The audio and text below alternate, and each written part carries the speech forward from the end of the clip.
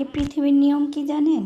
এই পৃথিবীতে আপনি ভালো থাকতে চাইলে আপনাকে কেউ ভালো থাকতে দিবে না। আপনি যদি একটু আনন্দে থাকতে চান, আপনি যদি একটু ভালো থাকতে চান, সুখে থাকতে চান, আপনি যদি একটু উপরে উঠতে চান, তাহলে আপনার নিজের লোকেরাই, আপনার আত্মীয়স্বজনরাই আপনাকে টেনে নিচে হেঁচড়ে নামাবে।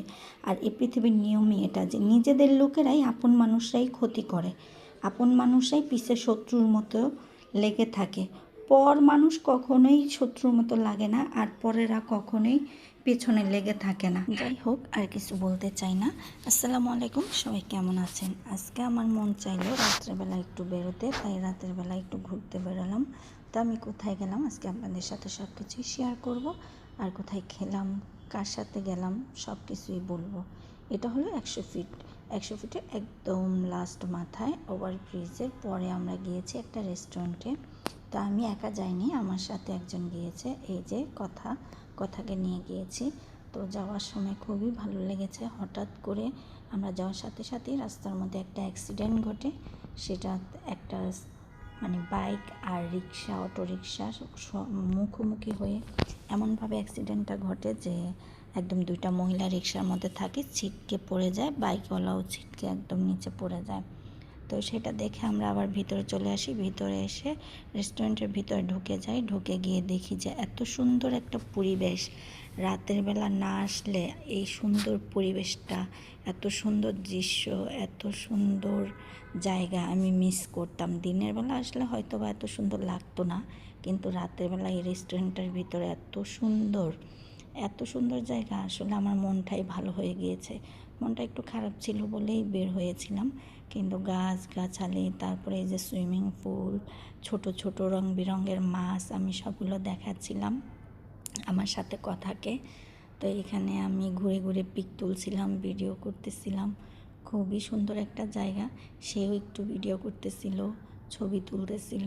তো এখানে আমরা উপরে উঠেই বলতেছিলাম যে আমি উপরে উঠেই খাবো। উপরে অনেক সুন্দর জায়গা আছে, চেয়ার আছে, টেবিল আছে, তারপরে বিশাল বড় খোলামেলা জায়গা। তো এখানে বসেই মাথার উপরে দেখি এত বড় বড় ফ্যান। সেই ফ্যানগুলো দেখেই আমি অবাক যে এত বড় বড় ফ্যান, তার মধ্যে আবার ফ্যানের পাতাগুলো এত লম্বা লম্বা, কী সুন্দর ঠান্ডা বাতাস।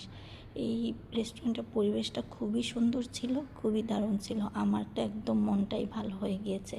তা আমরা আবার নিচে নেমে যাই, বলতেছি দেখি নিচে কি আছে। তো এইদিকে নিচে গিয়ে দেখি আমরা খাবার অর্ডার করে আমি ওকে জিজ্ঞেস করতেছিলাম কি কি খাবে।